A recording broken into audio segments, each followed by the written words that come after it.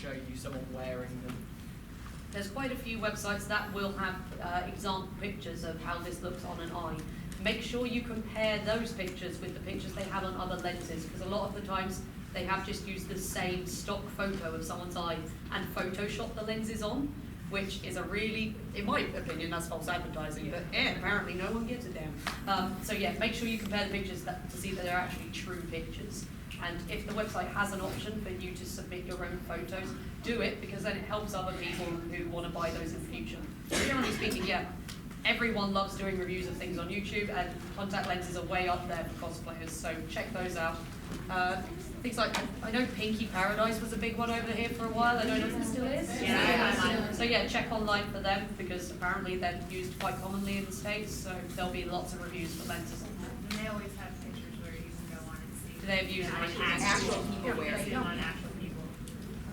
Anyone else? Sir. Okay, so it's kind of going back to the makeup thing. So you guys know my cosplay ticket fried from Assassin's Creed Syndicate. He's got this, I've been having this problem because when I grow a beard, it grows like really thick all at the same time. He's got this like really thin beard going on. What do you guys suggest? It's just stubble, isn't it?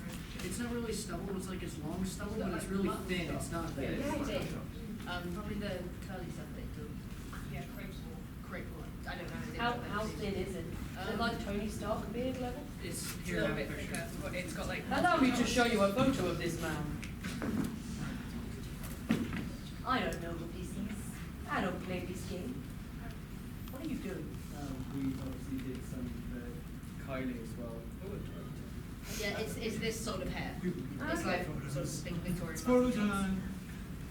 Send you somewhere. Jack's going to deal with that one. The stuff that's not stubble, depending on the length of it, there's a couple of ways you can do it. If you're going for really long beards, crepe wool is what we do here, and it comes in these super long plaits, so you can do that as long as you want. Otherwise, getting beard applications is also a really good one because it makes it reusable. If you're doing very short stubbles, like for when I do Tony Stark, I don't like using fake beard hair because it looks a little bit weird on me when you're doing it super short, and it's also super itchy, and I like avoiding that as much as possible. So when you're doing stipple sponge makeup, if you, instead of dabbing it on, drag it down in really short, sparse lines, it, instead of making tiny dots, makes tiny lines, and it ends up looking like you've got really thin but slightly longer stubble. Jack's just doing personal tutorial down here. So anyone else interested in making crepe wool beards? I can't touch these things. Oh yeah, that's Crepe wool that'll be beads as well. great wool. I tried doing it naturally and it just Crepe wool I'd go with great wool with that, which is this stuff. And you can buy that in every colour under the rainbow. You can straighten it as well, so it doesn't, it's all curly-whirly. Yeah, you can straighten it with hot water or with hair straighteners. And when you're applying it, always start from the bottom of your jaw and work your way up. If you start from the top, you're then having to try to lift the stuff you've already done to stick hair underneath, and it's really awkward. Where's Jack gone? Oh,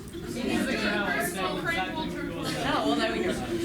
So, yeah, looking up online, how to make do crepe wool beards. There's some really good theatre designers and stuff who do tutorials online of how to do crepe wool beards. It's pretty much how we learned to do it, so that's a really good place to start as well. So, I was going to say, if you're doing crepe wool beards, I mean, you could do the same technique with yak hair or human hair. Getting a hackle, if you are really interested, it's something you do a lot, it's something I highly recommend it. It's the most terrifying thing you'll ever see. It's like a flat, piece of silver with hundreds of nails coming out of it. And what you do is you take different forms of crepe wool. Like is this that you put it in and it mixes them up? You mix the hair color so that it looks more natural, because no beard is one hair color, and it'll really increase the realisticness of it. But also you can get, if you have a head form, any type of head form really, if you spray it with crystal clear, which is spray on acrylic paint, and then apply your whole beard, to it, and then spray it with crystal clear again, and you use alcohol, you can remove it and float it off of the head and put it on. That way you can really design a lot with it and then put it on your face. Whereas when you're doing it on your face, sometimes it's really difficult to having a friend to help is tricky. Right, you're like, oh, or and that's a really great way to do that. One thing. Board filled with nails in your house. If anyone breaks in, they're going to be like, I'm leaving. It's a terrifying device. One thing I have done in the past on, well, mostly on Danny, much to her upset, but it does work. We wanted to make a bill beard for her that would peel off so that we could potentially reuse it. So when we were putting the crepe wool on, instead of using prosthetic adhesive, I was using latex. It was great for me because it worked awesome. We were dipping the ends of the hair into the latex, holding it to her face, hair drying it so it dried on, and then at the end we could just peel it off. I make it seem like it was a really easy thing to do. It was not. Danny had a full face wax. She was smooth as a baby. However, it did mean that we had this really quite awesome looking beard that worked for, we used it a couple of times, I know that much. Has anyone seen that stupid Left 4 Dead video we did where Bill hands his beard off his legacy? Yeah, that was the beard. That's why it was removable. And another cool thing with that is if you've got a character and you've already got the wig for it and the wig is too long, keep the wig clippings because then your beard's going to match your hair. Hey. Or in my case, when I was still doing real hair for Tony Stark, just cut your own hair and use that. So it was me just going like this. I was just asked on there as well. They said, "Oh, should I use spirit gum to crepe wool?" I would not, because it crystallizes and it makes you look like you've got a crusty beard. Kylie, oh god. Spirit gum also is another product that has water in, so it can be sweated off. It also does not have latex, so it doesn't. Kylie came up to the room yesterday and we created her a crepe wool beard for Obi-Wan. So it's literally, don't use spirit gum because spirit gum will just crystallize on you, whereas crepe wool will give you, crepe wool and Prozac will blend much nicer. And just as Kelly said, make sure you start at the bottom and work your way up.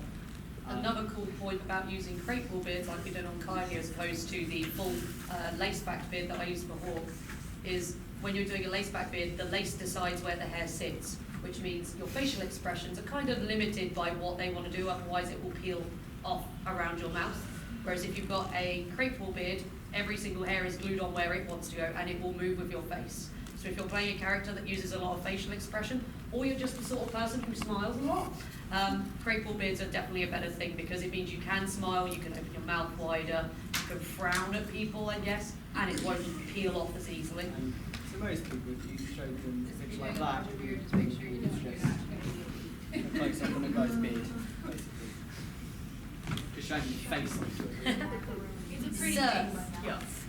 So my question is, do you have any tips about buying a first binder online? Because my main fear is that I'll buy the wrong size, and obviously shipping and all that is just going to cost so much. Do you have any tips about knowing what size of a binder to buy? Do you have tips on binders? Because I'm wearing this right now and I didn't buy this. Where did this one come from? The GC2B. What was that? GC2B. GC2B. I used to get mine from Tea Kingdom, which That's apparently what I is. thought, yeah. Apparently Tea Kingdom isn't the big thing anymore, it's this new one, but on there it actually does have a how to size yourself that tells you how to do it. Again, YouTube reviews are really cool for this because a lot of binders are made with the idea that it's either dudes wearing them who want to use it as a compression vest to look buffer, or it's women with smaller chests trying to do the tomboy look. It generally doesn't account for people with larger chests. Anything up above a C, that's when it starts to become difficult, which is why my sister has such trouble binding. Right. But each manufacturer should have a guide of how you should measure yourself. Becky doesn't use a binder, not a professionally made one. Becky uses something else. I'm a cheap scumbag. We know. Yeah, so we went to Primark in the UK, which is a really cheap store. But you know those? Oh yeah, they've got it over there. Oh, it exists, yeah. You know those like holder-in granny pants that are just a pair of shorts that hold all your stomach and your legs in? Cut the short bits off, so it's just this tummy holder in bit, and then use the legs to make straps, and then you can use Basically, it cut hole in the crotch. And then it's a binder. It's a quite tight one, so it's used to be your stomach. Fold over and it a can couple fold of times. over for a couple of times to make your chest really flat. And I've not, quite familiar. And it works. You don't say. Doesn't work for me. No, not for you. I've got a really big chest, and I've got to be honest, I am a huge cheapskate. I'm just wearing tape right now. But it's on top of something else, and it doesn't go behind. It's on top of a sports bra, which is much too big for me, which completely covers the area that I'm going to tape, because I used to open chest binding with duct tape, and I have scars on my back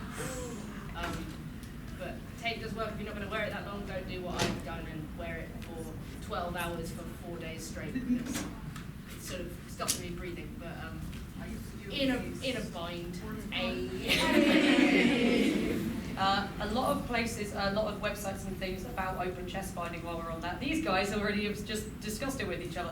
A lot of places recommend sports tape to use for open chest binding. The idea of sports tape is meant to be that it peels off quite easily. So I thought, cool, I'm going to use that. I did it. It looked amazing. I'm not going to lie. I did the full open chest bind. My boobs apparently can go like way behind my back. And then when it came to taking it off, I was laying in a bath filled with soap for about, oh gosh, it was hours. It was like 2 hours, slowly trying millimetre by millimetre to get this stuff off.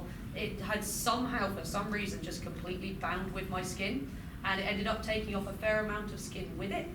I still have scars on my breast tissue from where that stuff was on, and I have never done it since. I don't trust it. So if you are, for some reason, want to do that, make sure it's a case of just testing what you do before you go ahead and do it for a whole day at con. Even if it's a case of you just stick a little bit of tape to the underside of your boob and walk around all day going about your, obviously put a shirt on as well. And then go around doing whatever it is you usually do. So it's not just you sat there not moving. You know, you want to be moving, you want to be sweating and things like that, as you would usually be, especially at a convention, and then see how easy it is to take off at the end of the day. And really don't want to do it. One last tip on tape, and I can't believe I'm about to say this, but if you want to bind, you don't want to have something else underneath it if you're going to get really sweaty. There is one sort of tape that's made specifically for getting really sweaty, and it sticks only to itself and not to your skin, and that is S&M bondage tape for binding purposes. So that sticks to itself. Yeah, it sticks to itself, not to your skin. It won't rip your skin off when you take it off again. It's just so sweaty. It's meant for wearing when you're doing something physical, so Oh wow. KY jelly and Covering the child. The cool thing about, actually, it sounds adult tape, we'll call it. The great thing about that as well is if you're doing things like really tight-fitting leather gloves or latex gloves and you want that look, that stuff is amazing for it because you can literally just wrap it around your skin and it sits so close. If you're doing something that's meant to look like latex or shiny leather stockings as well, works really well for that. And it doesn't stick to your skin. It doesn't stick to your skin, which is the most important thing, and it will fit you because most times when you buy pre-made things like that, there's always a level of give to it and there will be wrinkles and stuff, so it works really cool. Another thing as well, don't use bandages. Because Regular bandages, yes, stuff like this Yeah. you can use. Compression bandages, which you guys call ACE bandages, they're designed to, once you put them on, to shrink, so to give you more support, which you don't want to use on your ribs, where your ribs need to come out to let you breathe. And So don't use those. Another thing as well, again, just look after your health. If it starts to feel slightly uncomfortable, your health is far more important than the accuracy of the costume. If you've got boobs, dresses, Ellison, whatever, just go for it, as long as you're comfortable and healthy.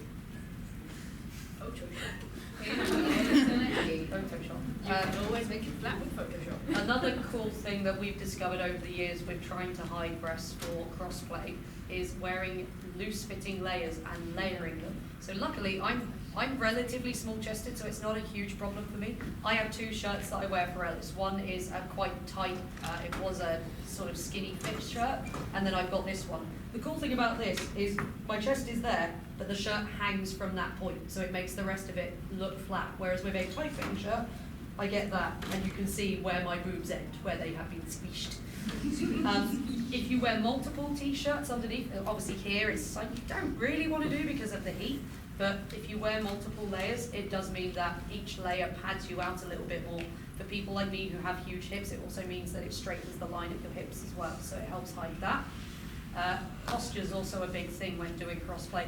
Women, even if you don't realise it, you tend to stand like that because it's comfortable and it's easy, and then you swap over and let the other leg do the work for you.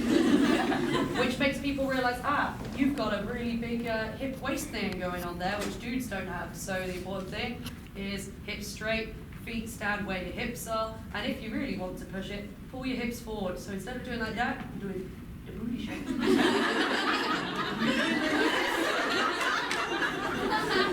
You're doing it like this and going, here's my junk.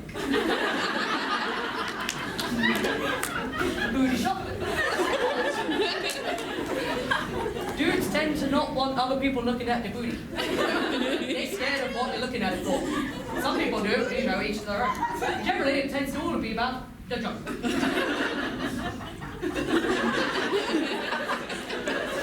Did you enjoy that? That's a good way of sort of showing a character's. It's a good way of showing a character's status or a character's personality as well, is to lead with different parts of your body. So it's kind of like this. It's they think they all that. But for something like Wanda, I would lead with my shoulders because she's more introverted and she's more sort of internal. So picture like a fish hook pulling a certain part of your body forward and lead with that part of your body. Yeah, guys, think about a fish hook pulling certain parts of your body. You'll just see guys walking around going,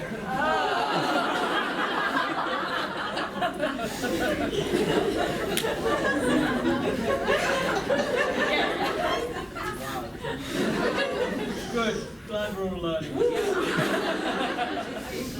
yes. Going back to the binding slightly, I just want to say that GC2B is actually quite good at backing down really large chests, because I have one of them and I'm way, way above a seagull. And I went out to dinner wearing a button-down plaid shirt, and I got strange looks when I went in the ladies' bathroom because I needed to pee, and I thought I was wearing my binder. Yeah. Yeah, I will look at that. I was wearing lipstick as well, and I still got weird looks. Yep. Cool. There you go. I don't know, I've had boobies hanging out with cold surf before, so. What? Why did you go out with your boobs hanging out?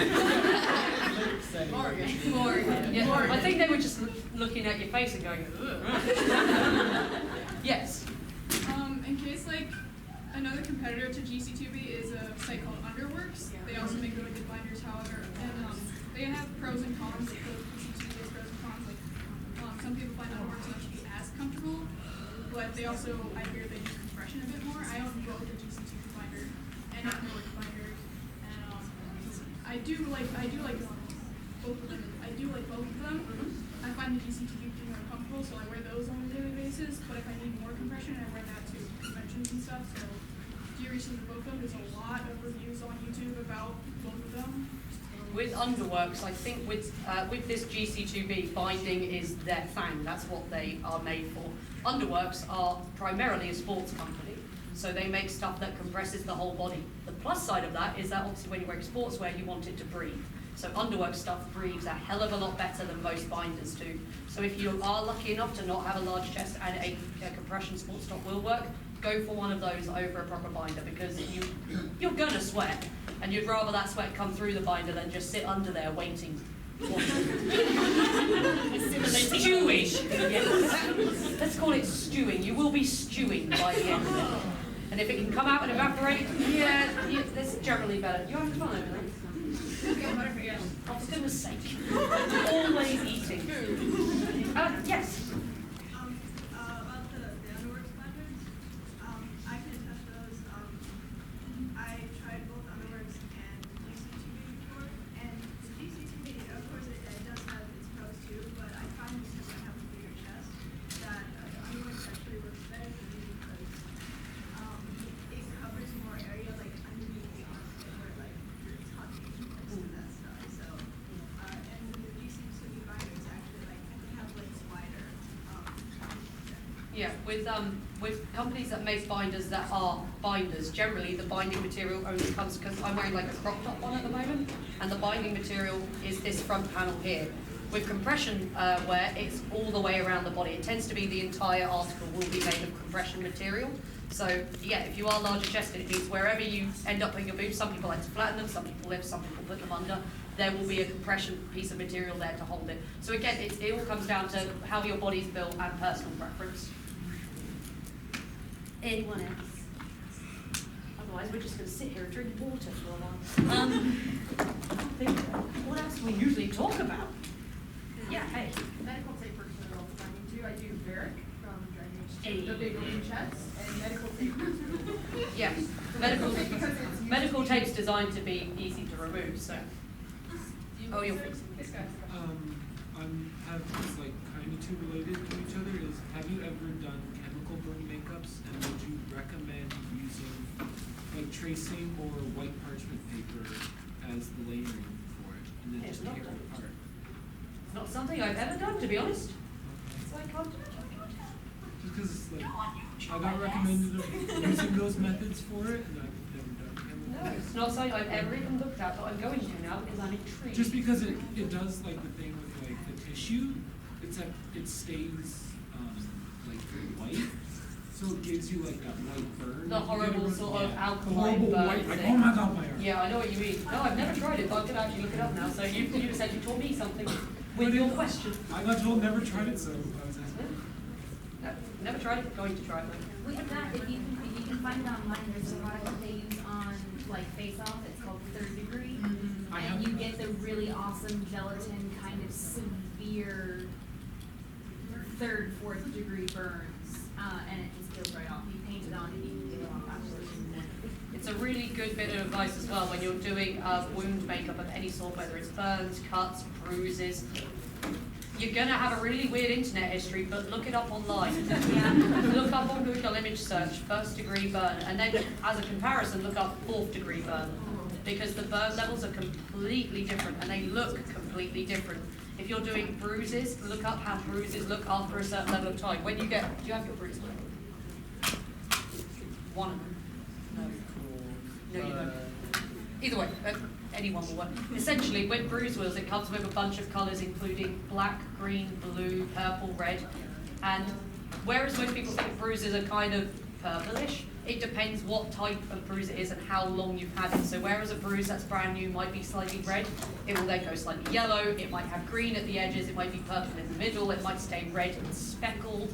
Look up, so bruise wheels come with pretty much every colour that you would need for any sort of bruise. If you look up however long you're meant to have had your bruise online, so, you know, with these guys, they've been bruised for a while, so the bruises tend to be older ones, but if they're newer, they're going to look completely different. So look that stuff up. Also look up how cuts look after a certain amount of times, because if it's a new cut, it's going to be red and oozing and the blood's going to still be quite bright, whereas if it's older, it's going to be crusty and dark again. Crusty! So yeah, looking up pictures of battle damage, essentially. It will get you weird looks if you ever get your internet history searched by the cops, but hopefully you guys won't have that happen anyway. Alternatively, watch shows where they use really gory stuff. You just reminded me of Bruce case. I used to watch a lot of CSI when I was learning about wounds. Oh, thank you. Which CSI? And you can see sort of if you freeze frame it, you can see the sort of detail they've done on that. You can see sort of what it looks like if it's fresh or if they found it like a week later or whatever. I was reminded because there's one episode where they realise what happened. Someone's bruise hasn't got darker. There you go. I was actually thinking that exact thing. I was like, color changes the bruises as compared to regular deep tissue. So that's exactly how it is. And you watch a lot of CSI. I'm like, hey! There you go. Yes. There's also, if you're doing characters that got hit by a car or a bus or something, look into the difference between bone bruises and muscle bruises. Because there was this dude posting on Reddit or something about his brother who got hit by a truck and he had the pattern of his muscles. Like, it looks like a tattoo. That's so His weird. muscles are- Some at the same time. There you go. Muscle bruises and bone bruises look different. I didn't even know that. Now we know. We had like a seatbelt bruise as well. Yeah, good old seatbelt. And just patterns of things. Like dumb story, as always with me. I was climbing on a tank when I was about 12. Tank! I was climbing on like a big army tank because I was like doing army training or something. They're like, climb up there, and I was like, okay. Up I went, and the grating I was holding on to unclipped. I fell backwards off the tank, and the grating landed on my chest. And for about 2 weeks afterwards, I just had grating bruise across all of my chest and stomach. Sounds painful, but real cool at the same time. It was really cool, but I was like, I've got too much else for this. So yeah, things will give you different bruises, like different things. Yeah. When you are crossfire, like, what do you do about multiple mannerisms and like voice tone? If you're watching. You struggle. Jack doesn't. Jack's like the voice master. The only thing he does is occasionally forget how Americans pronounce things and drops into the English pronunciation. Like Jack does a shows how weird my relationship is with Jack. We will go to sleep at night sometimes when he's trying to learn the voice of a new character, and he'll go, good night, put headphones in, and have an hour-long tape or YouTube video of just all the dialogue of a particular character from a TV show or video game, and he'll just fall asleep listening. Yeah, it's dedicated and it's weird. So you've done it with Nick more times than I can count, and you did it with Wheatley from Portal as well. Admittedly, that was quite funny. And it paid off because someone came up to me at the convention and went, oh my god, you sound just like Wheatley. So yeah, it paid off. There's a lot Depends of, on whether you're good at voices and how good you are at learning them, I guess. anything to do with your voice, it's muscular and can be trained. So there are a lot of tutorials by voice trainers on YouTube telling you how to do things like higher and lower your voice. One thing I will point out is if you heighten your voice, it's far easier to drop it back to the normal level. Lowering your voice stretches your muscles, and if you do that enough times, it does permanently alter your voice, which is why I have a naturally low voice, because when I was younger, I hated having a high voice. So I intentionally, when I used to do my singing lessons, asked for the lower parts, and eventually trained my voice lower, because I liked it better that way. Don't know why, just a thing. But yeah, there are loads of tutorials online teaching you how to raise and lower your pitch, which is really useful. For the Brits, it tends to be easier for us because we are, I'll say, subjected to the American accent very often. It's all over our television, it's used in advertising. We hear various American accents pretty much every day. Whereas we've noticed over here, it tends to be the other way around. The English accents you hear tend to be very extreme and stereotypical, which is a completely different thing. But exposing yourself to the voice you want to impersonate is by far the easiest thing to do. And then practice. Play it while play your voice trying something out, record it and listen back to it, and you will hear the differences and you will hear what needs changing. Anyone else? Hey.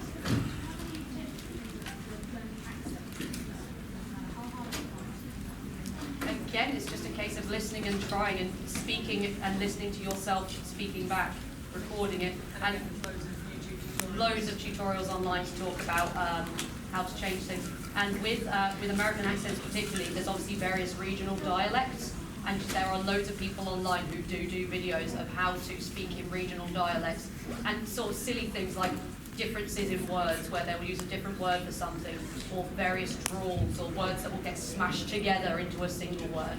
But YouTube's great for that. Cool. What time is it?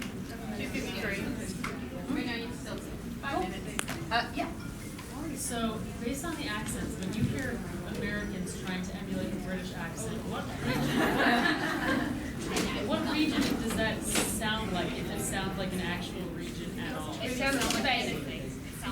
Every time we go to Harry Potter Land, obviously they encourage the actors to speak in English accents, and it tends to be something along the lines of how Mary Poppins speaks, which doesn't sound particularly English. It goes from me talking to you like this to me talking to you like this. Hello, how are you?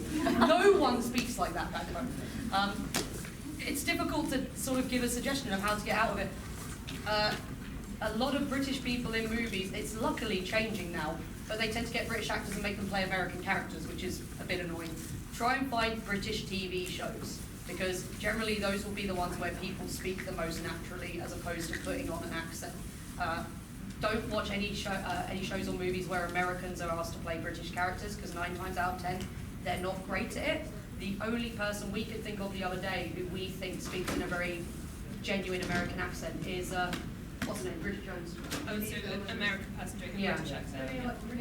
Renee Zellweger. Her Bridget Jones accent is probably, it was the first thing we could think of that came close to sounding like a genuine British accent. It sounds regional as well, because like every accent in the UK is so unique. It's just ridiculous. Yeah, I would say try and learn a regional one, because like London does have regional ones from different parts of it. Like all over the UK, there's different accents. Yeah. The same way you guys can't understand some people from other states, we struggle to understand Becky when she goes into full Norse. So you're hearing very reserved Becky right now, trying to speak like a real person should. If she went, yeah, she's from near Liverpool and it's a very extreme accent.